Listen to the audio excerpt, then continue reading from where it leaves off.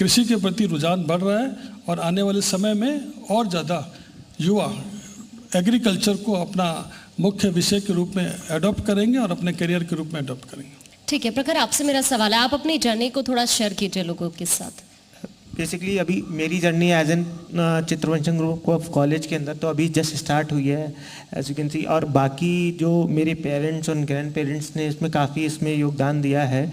और अभी जो मेरा पूरा मोटिव है कि इसको और भी रूरल एरियाज़ में और भी जगह पे, जैसे इन एंड अराउंड इलाहाबाद हमारे सारे इंस्टीट्यूट्स हैं, इसको और भी एरियाज़ में, रूरल एरियाज़ में और भी जैसे नर्सिंग के इंस्टीट्यूट्स हैं, फार्मेसी के हैं, ITIs वगैरह हुआ, जिससे आपको जॉब बच्चों को वहाँ पे जो रूरल एरियाज़ के बच्चों को जॉब ये सब कोर्सेज करने के बाद तुरंत मिल जाए। जैसे कि अभी डिप्टी CM साहब ने बोल के गए कि 3000 अभी नर्सेस की वैकेंसी निकाली और इवन 1000 के लिए फिर से वो प्रयासरत हैं, फिर वो निकालेंगे। तो इसी सब चीज़ को देखते हुए बच्चों को रूरल एरियाज़ में सही दिशा पर ले जाना, उनको काउंसलिंग करना कि कहाँ पर कौन सा कोर्स आज के टाइम करने के बाद तुरंत उनको जॉब ओरिएंटेड है, जॉब कर सकें। और रूरल एरियाज़ में एक चीज़ और होती है कि दे कांट अफोर्ड मतलब much higher amount for the BTech और like something else type of course. तो ये छोटे कोर्सेज करने के बाद वो अपनी फैमिली में हाथ बटा सकते हैं और सारी इनकम का पार्ट का योगदान दे सकते हैं, चीज़ें फैमिली आगे बढ़ा सकते हैं। तो यही एक मोटिव लेकर के किया गया कि सारे टेक्निकल इंस्टीट्यूशंस को ही हम लोग आगे बढ़ा रहे हैं आज के टाइम पे। क्या आप कोई कैंपेन भी चलाते हैं इसके लिए कि जो रूरल एरियाज के स्टूडेंट्स हैं? हम लोग कैंपेन चलाते हैं, स्कूल से स्कूल जाते हैं और बच्चों को आज के टाइम पे बताते हैं, काउंसिल करते हैं बच्चों को कि अगर आप ये कोर्स कर रहेंगे तो वो आज भी बेसिकली अगर रूरल एरियाज में आप जाएंगे, डीप रूरल एरियाज में, तो वो BA और BSc जो ट्रेडिशनल ग्रेजुएशन कोर्स हैं वो ज़्यादातर बच्चों को समझ में आता है। बट उनके पास इसलिए समझ में आता है क्योंकि उनके पास कोई काउंसिल करने वाला नहीं है।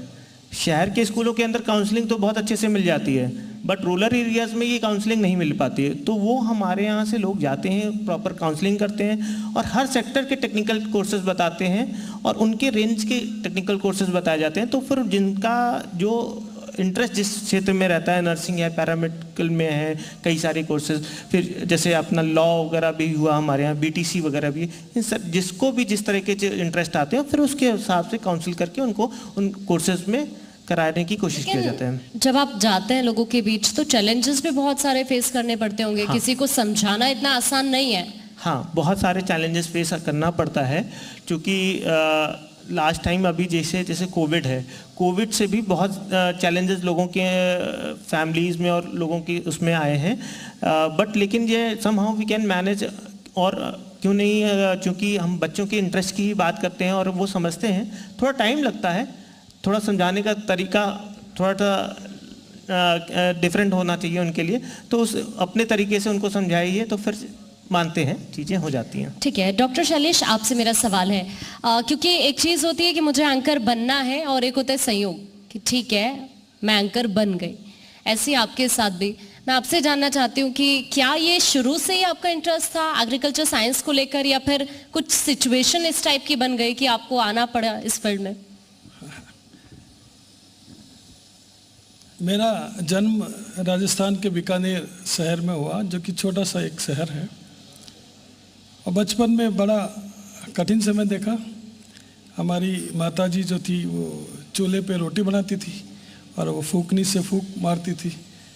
आसपास के गांव में जाने का मौका मिलता था तो वहाँ पर बेसिकली क्वालिटी और क्वांटिटी की अगर बात करें तो अगर आप क्वालिटी दे रहे हैं तो क्वांटिटी को कैटर करने में कोई दिक्कत नहीं होनी चाहिए। तो वो डिपेंड नहीं करता कि क्या कितनी क्वांटिटी है, उस क्वांटिटी के हिसाब से आपको क्वालिटी देनी चाहिए।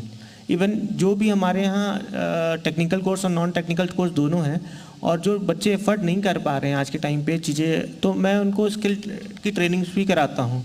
तो कहीं ना कहीं उन लेवल पे भी जहाँ पे क्वांटिटीज़ हैं तो वहाँ पे भी आप दूसरे माध्यम से, दूसरे तरीक़ों से, सरकार ने बहुत तरीके दे रखे हैं स्कीम्स के माध्यम से उनको हम लाभ पहुंचा सकते हैं उन बच्चों को भी। तो उस माध्यम से आप क्वालिटी दीजिए। और नए इनोवेशन तरीका है जो अभी तक जो सिटीज़ में ही चल रहे हैं, बड़ी यूनिवर्सिटीज़ में ही चल रहे हैं, उन इनोवेटिव टेक्निक्स को आप अगर उन बच्चों तक ले आएंगे तो वो ज़्यादा बेटर होगा और चीज़ें इस तरीके से क्वालिटी को और मेंटेन कर सकते हैं और डेवलप कर सकते हैं। और कोविड ने ऑटोमेटिकली जो रूरल एरियाज एकदम बेस रूट लेवल तक पे भी जो डिजिटलाइजेशन है उसको बढ़ा दिया है, तो इससे बहुत मदद मिली है क्वालिटी को बढ़ाने में। ठीक है डॉक्टर शैलेश, आपसे मेरा सवाल है, सेम सवाल, क्वालिटी और क्वांटिटी, आप किस तरह से इसको आगे बढ़ा रहे हैं और कहाँ आपका ज़्यादा फोकस रहता है? जाहिर सी बात है क्वालिटी पर रहता होगा, लेकिन स्ट्रेटेजी आप क्या अपनाते हैं इसके लिए? Academic reformation is must for every institution to run for a longer duration of time. अगर किसी संस्थान को लंबे समय तक चलाना है तो आपको क्वालिटी को मेंटेन करके ही चलना होगा, ये सफलता का मंत्र है। हमने देखा है देश में जितने भी संस्थान हैं, चाहे वो 100 साल पुराने हो, 200 साल पुराने हो, वो इसी वजह से चल पाते हैं कि वो अपनी क्वालिटी ऑफ एजुकेशन को मेंटेन रखते हैं। तो यूनिवर्सिटी शुआर्ट्स में जो भी लेटेस्ट डेवलपमेंट, जो भी गाइडलाइंस यूजीसी की तरफ से, Indian council of agriculture research की तरफ से, AICTE की तरफ से जो भी गाइडलाइंस आती है उसको हम हमारे बोर्ड ऑफ मैनेजमेंट से पास करा के तुरंत अप्लाई करते हैं, ताकि उससे हमारी क्वालिटी ऑफ एजुकेशन पे असर ना पड़े। जब हम A ग्रेड यूनिवर्सिटी थे तो उसके लिए जो पैरामीटर्स हैं उस पर क्वालिटी ऑफ एजुकेशन को बहुत ज़्यादा ध्यान दिया जाता है और वेरियस पैरामीटर्स उन्होंने फिक्स किए हैं। तो वो पैरामीटर्स आपके पास हैं, आपको उसको फॉलो करना है, जो भी भारत सरकार की गाइडलाइंस हैं। तो यूनिवर्सिटी में हम उसको फॉलो कर रहे हैं, ताकि हम ऑटोमेटिकली जब आपकी क्वालिटी सुधरेगी तो आपकी क्वांटिटी भी बढ़ेगी।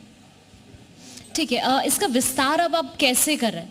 एग्रीकल्चरल साइंस को लेकर आपने अपने कॉलेज की जानकारी साझा की, लेकिन अभी विस्तार कैसे हो रहा है लखनऊ से बाहर भी अगर जानना चाहे तो? उत्तर प्रदेश सरकार ने शुआर्ट्स को 7 जिलों की जिम्मेदारी दी है। प्रयागराज, कौशाम्बी, फतेहपुर, मिर्ज़ापुर, भदोही, संत रविदास नगर, उन 7 जिलों में हमारे पास प्रसार निदेशालय है, उनके सब्जेक्ट मैटर स्पेशलिस्ट है। जो भी तकनीकी विश्वविद्यालय से डेवलप होती है वो 7 जिलों तक पहुंचती है। उसके अलावा भी दूसरे जिलों में और दूसरे प्रदेशों में भी वो तकनीकी पहुंच रही है। तो जब हमारा प्रोडक्ट, चाहे वो वैरायटी के रूप में हो या मशीनरी के रूप में हो या किसी अन्य रूप में हो, जब वो एक ज़िले से दूसरे ज़िले और तीसरे ज़िले तक जाएगा तो अपना नाम और प्रचार तो हो जाएगा कि कैसे आगे बढ़ रहे हैं। बिल्कुल, लेकिन कई बार बहुत सारे चैलेंजेस आपकी पर्सनल लाइफ में भी आपको फेस करने पड़े होंगे। कोई ऐसा चैलेंज जो सभी के लिए एक बहुत बड़ा मैसेज जो आप शेयर करना चाहें? पर्सनल या फिर आपकी यूनिवर्सिटी से रिलेटेड? मैंने अपना करियर एक स्किल्ड लेबर के रूप में प्रारंभ किया था, जब मुझे 29 रुपये प्रति दिन उदयपुर राजस्थान में मिलते थे। तो मैं, अगर युवा मेरी बात को सुन रहे हैं तो उनको ये कहना चाहूँगा कि जबकि मैं उस समय PhD कर रहा था, तो मैं युवाओं को ये कहना चाहूँगा, क्वाटा नहीं होता, ये आपकी सोच है जो हमें छोटा और बड़ा बनाती है। तो जब 29 रुपये प्रतिदिन की तनख्वाह से अगर कार्य प्रारंभ करके मैं आज निदेशक शोध के पद तक पहुंच गया, तो ऑफ कोर्स ये परमपिता परमेश्वर का अनुग्रह ही है, उसकी ब्लेसिंग्स ही है। बट मैं एनकरेज सबको ये करना चाहूँगा कि आप जीवन में कभी ये ना सोचें कि कोई काम छोटा है या कोई काम बड़ा है। आप ये सोचें कि आप अपने जीवन से दूसरों के लिए कैसे लाभदायक हो सकते हैं, या आप अपने जीवन को सार्थक कैसे बना सकते हैं कि आपके जीवन से दूसरों को प्रेरणा मिले। तो ये कुछ बातें हैं।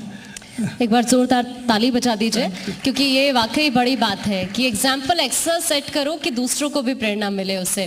प्रगर, आपसे मेरा सवाल है, क्या शुरू से ये मन था कि आपने बताया कि आपके ग्रैंड पेरेंट्स ने शुरुआत की थी इस कॉलेज की, तो क्या पहले से ये मन था कि इसी की जिम्मेदारी संभालनी है, या फिर अभी ये संयोग बना कि आपको संभालनी पड़ रही है जिम्मेदारी?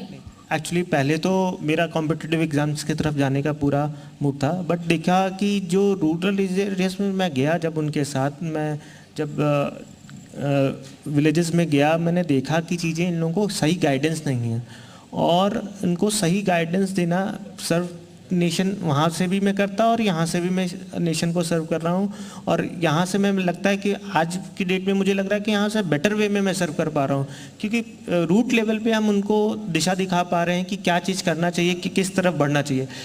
अभी भी बहुत सारे स्टूडेंट्स, मैं फिर से कहूँगा कि जो है वो ग्रेजुएशन PG करके एकदम आर्ट्स वगैरह में चीज़ें हैं, वो अभी भी जॉब्स के लिए परेशान है। इवन पता चल रहा है बाकी जो अभी नए बैचेस आ रहे हैं उसमें टेक्निकल कोर्सेज करके बच्चे आज जॉब पे हैं, गवर्नमेंट जॉब में हैं। तो ये बहुत ज़्यादा डिफरेंस आ रहा है चीज़ों को लेकर के। बीच में जो टेक्निकल चीज़ों पे नहीं गए लोग, वो आज भी चीज़ें वो कहीं ना कहीं प्रॉब्लम फेस कर रहे हैं लाइफ में। और ये जो नए बैचेस निकल रहे हैं वो टेक्निकली साउंड हैं, बच्चों को मालूम भी हो रहा है कि क्या उनसा कोर्स करना चाहिए। आज के टाइम पे चीज़ें उस तरफ वो जा रहे हैं। ठीक है डॉक्टर शैलेश, कोई मैसेज आप देना चाहेंगे एग्रीकल्चर साइंस को लेकर स्टूडेंट्स को? एग्रीकल्चर साइंस एक ऐसा साइंस है जिसका स्कोप कभी ख़त्म नहीं होगा, क्योंकि जिस तरीके से ग्लोबल वार्मिंग आ रही है, नए नए चैलेंजेस साइंटिस्टों के सामने आ रहे हैं। हमें और साइंटिस्ट चाहिए जो किसानों के लिए, देश के लिए, समाज